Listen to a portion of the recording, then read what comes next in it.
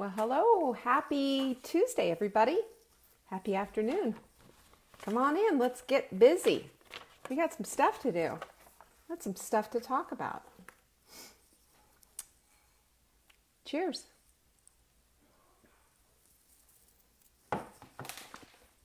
Cheers. Cheers. Here we go. Here they come. I love it when you come in. Come on in. Let's see what you got here. What did I do with my notes? How do you forget? How do I lose my notes all the time? Whatever. I've got notes around here somewhere of everything I just wrote, and now I can't find it. There it is. Okay. There it is. Hello, Cassie. Hi, Chuck and Yvonne. Well, it's Yvonne, I know, my Whittier girl. How are you doing? And Courtney, good afternoon. Good to see everybody. Cassie's having lemon Dijon salmon over hot milk salad. Hello, that sounds just delicious. I'll eat that. I will eat that. Can you hear what's crackling around on my lap? Marla just introduced it. It's our body clutter tea. Yay! It's here. We've got it. It's in the shop. And it is wonderful. It's like Earl Grey like you've never had. So I'm really excited about it. We've been drinking it since last week, but it's just been super exciting. Marianne, Vanessa, hi. Oh, I'm so glad you guys are here. Oh, I can't wait for you to get it either. It's not in our shop yet. It's in the Fly Shop. You can get it at the Fly Shop. And we are just super pleased with it. Let me just tell you. First of all, you have to understand with tea has a lot of amazing properties. Black tea does, and so does green tea. And if you love Earl Grey tea like we do, then there's this lovely flavor that comes from bergamot. I don't know if you know this, but bergamot is a citrus relative, and it has a very unique flavor, Earl Grey. So we've liked Earl Grey, and listen, I will tell you that sometimes Earl Grey tastes really good, and sometimes it tastes kind of flat. This is so fresh. As a matter of fact, you'll see that the bags are a little bit green, and that's from the damp tea. They put this together specifically for us. This is our own custom blend, so we're really thrilled about that. Yes, and either Marla or I will be doing tea time on Fly Lady every single day, just probably coming up here. She's going to be doing tea time at 3 o'clock today. I will not be there, unfortunately, this one time because I have Take Back Your Life workshop happening right at 3 o'clock. You know, schedules and everything, and my coaching schedule is really busy, but fun, right? Fun tea time. I think it's such a good habit because today we're going to be talking about I'm too busy. The myth and the lie of I'm too busy, because we're not. You know, we all have the same 24 hours in a day. Now, how it's all backed up, how busy it all is, well, that's up to you on how you monitor all of that. And there's a lot of things that are beyond our control. I get that. Believe me, I had 2 children back to back. And so I know that there's, it's been busy, just crazy busy. But I will say, that one of the things that I remember years ago, I read a little meme that said, Beyonce has the same 24 hours in a day and she's still able to go out there and be fierce. She is. She's still able to go out there and be fierce. But we're going to be fierce right now. We're going to talk about this. I also have another announcement. For those of you who are in Take Back Your Life or the Hot Milk Club, you've probably already heard about our Take Back Your Life workshop. And all the details are in your various groups, but it's also going to be opening to everybody else. We are doing a Take Back Your Life workshop on April 18th, Saturday, April 18th, here in Brevard, North Carolina. So I'm asking you to save the date if this is something that you're interested in, and get your hotel right away too. There's a lot of people who are already saying that they're coming, and I'm delighted about that. We have a really good time, and there's several of my gals have been to my workshops before. I've held them in my home. This is going to be a little bit bigger, so we're not going to be there in our home. So Cassie's coming. Yay! Courtney, it's your birthday. You have to come. I want to say happy birthday. We'll sing happy birthday to you and everything. So I just want you to hold the date and go get a hotel April 18th for the Take Back Your Life workshop. work all the details out later, but just mark your territory, so to speak, and get a hotel, and then you can put all the rest of it together. This is the thing.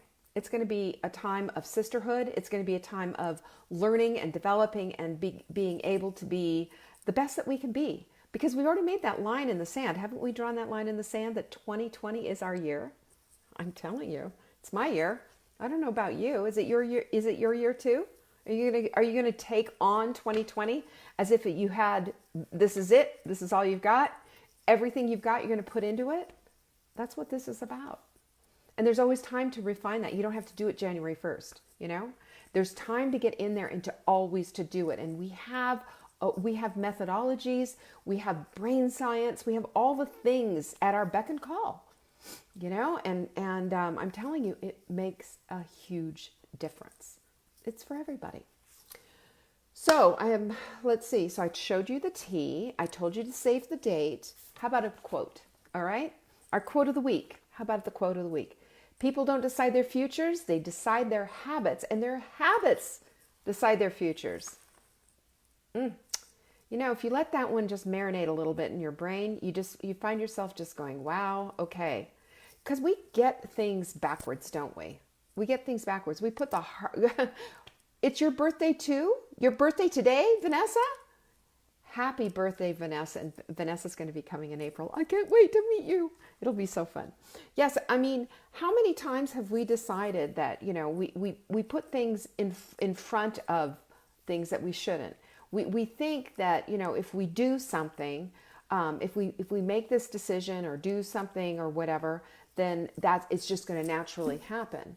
When what we need to understand is that until we build habits around what it is that we want, it isn't going to magically happen.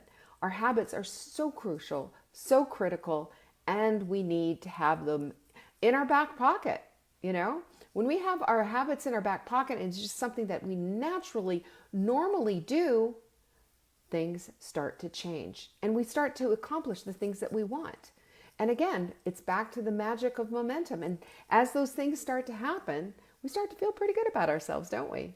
And we start to feel a little bit better, and we're gonna do things that we want that are better. Yes, Letha, the tea is going to be available on savingdinner.com. We're working hard on it. Yeah. So they're just faster at Fly Lady. They got it up faster than we did. So that's fine. We'll have it up probably in the next couple of days. I'm good with that. So there you are. Let's see, what else do I have here for you? So I just wanted to talk about this myth of being too busy, because people have a tendency to say that they're just too busy. Oh, I'm too busy. I can't do it. I can't do this and I can't do that. I'd love to do this, but I'm just too busy. I actually had somebody tell me, oh, I'd write a book too, but I'm just too busy. Which, okay, if you knew how hard it is to get a book contract, you might retract that statement. It's not that easy. We all have time for the things that are important to us. You get that, right? We all have time for the things that are important to us. And yes, we need wind down time. And yes, we have productivity time. And yes, we have all the things in our worlds, don't we? We do. But we get this idea that, I need to do this and I need to do that. And I have this priority and I have that priority. And we have so many priorities that we never get to the place of really making things work. And then we get too busy. If we looked at our time and maybe saw that we're, wasting a lot of time on, social media, playing games on our phones or vegging out at Netflix or whatever. And I'm going to say to you right now, I believe with all of my heart that we need to schedule even our chill time, don't we? We all need chill time. I don't think you should ever feel guilty about chill time. But I think you should examine how much time am I really spending on all this chilling? I don't know about you, but I can get on the couch and Netflix and we can just lay there for hours and just, in we go. I've done it. But I always feel bad about it afterwards. I feel bad about it because it's not a good use of my time all the time. I've got things that are demanding my time and priorities that need to come into place. So for chilling, there's some chilling time, sure. But there's also got to be some time where you build your time into you build your habits into your priorities, and your priorities then start to really show up. And you can't have 15 priorities. It doesn't work that way. Nobody's made for that kind of thing. Multitasking is a huge myth too. We have to do one thing at a time. The only time we can multitask is if we've got the dishwasher, the washing machine going, and we're running a vacuum. There's multitasking, but we've got our indentured servants for that, don't we? We've got other people or machines doing it for us. For us to be fully present in our relationships, we need to be fully present, put the phone down and have a one-on-one conversation, eyeball to eyeball. We need that. We all need that.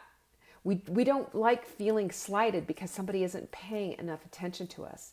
Or we feel like we just don't quite have their attention. They're more attached to their phone or whatever. And we feel like they don't have time for us. And you know how that makes you feel?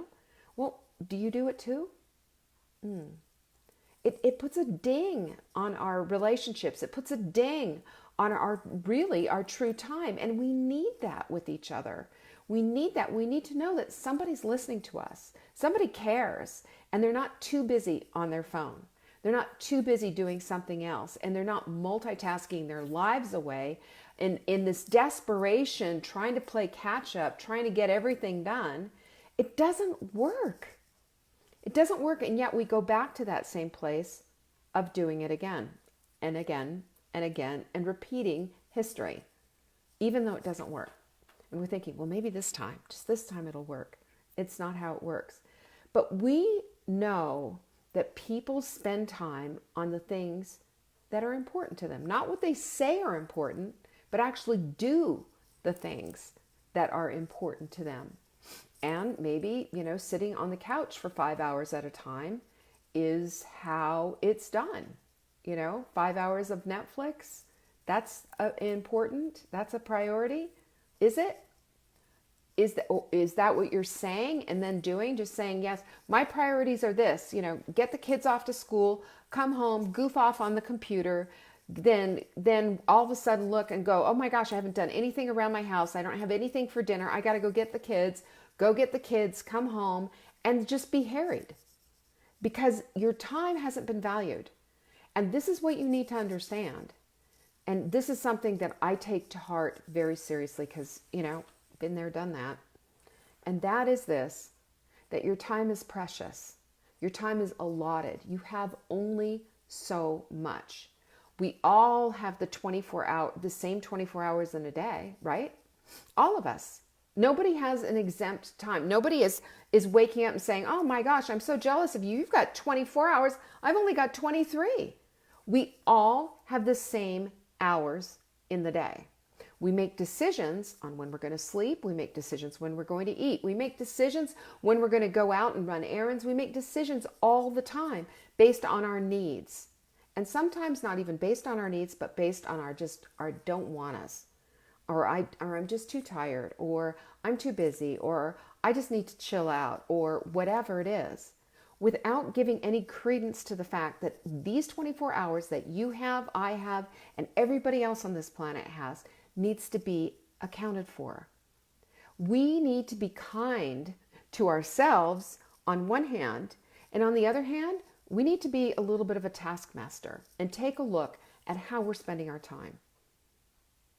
If we're spending our time with too much leisure and chill time and all whatever else it is, we need to look at that because it is a myth, a gigantic myth and a huge fat lie that you tell yourself that you don't have time because you do. And if there's any place where you don't have time, you need to look at that and say, why? Why is that? How much time am I spending on whatever it is that you have? If you're giving up too much time because you're over volunteering, if you're giving up too much time because you're doing too many things with your kids, if you're giving up too much time because, I don't know, you're working too much at work or whatever it is, you have to look at it. Everything has to have an assessment. If we are going to change the way we do life, if we are going to change and upgrade and up-level our lives in 2020 and have the life that we truly want to create for ourselves, then everything is under scrutiny. It has to be. And most importantly, your time. Because if you're walking around and you're saying, I don't have time, I'm too busy, then you need to have a little bit of a come to Jesus meeting with yourself.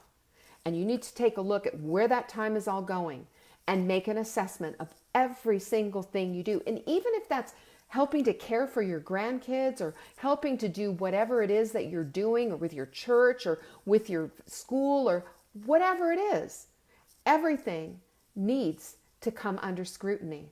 Everything. Because if you don't have time for self-care, that's a lie. That is a lie.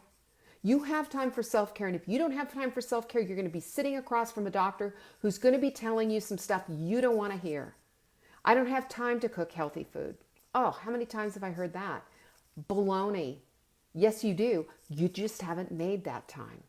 You carve out time according to your priorities. And if your priority is not creating healthy food for you and your family, then your priorities aren't straight. It's that simple.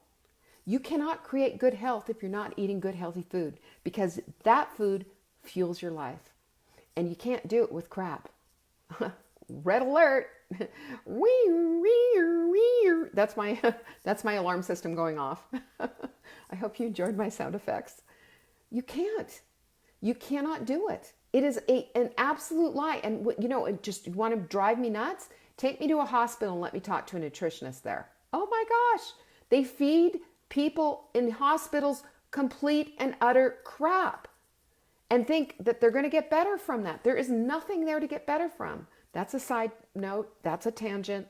Sorry about that. But it's the same thing. You have to look at this. Come on, this is complete logic. You eat good, healthy food, you're going to get a good, healthy result. Is it going to be perfect? No. But is it going to give you a step up and a level up and a better great quality of life? Absolutely. 100%. 100%. You can't do it without that. You can't run your life with crappy food. You can't, unless you want to feel crappy. Garbage in, garbage out. It's that simple. So busy and having too many things going on is a choice. It's a choice, and it needs to come under the microscope. You need to look at it, because if you've started off the year, yes, I'm going to do this, I'm going to do that. 7 days in, you're going, hey, here we are. Yikes. You've forgotten about your goals. You've forgotten about your Take Back Your Life journal and set it aside. And those rituals, those routines that you create are the habits that are going to support the goals that you make. It all goes hand in hand. And if it's in front of us every single day and we start looking at it every single day, we're going to start seeing incremental improvement. And, take a look at everything. Take a look at how long it takes to build muscle or get strong. I remember when I was doing a video, I don't know,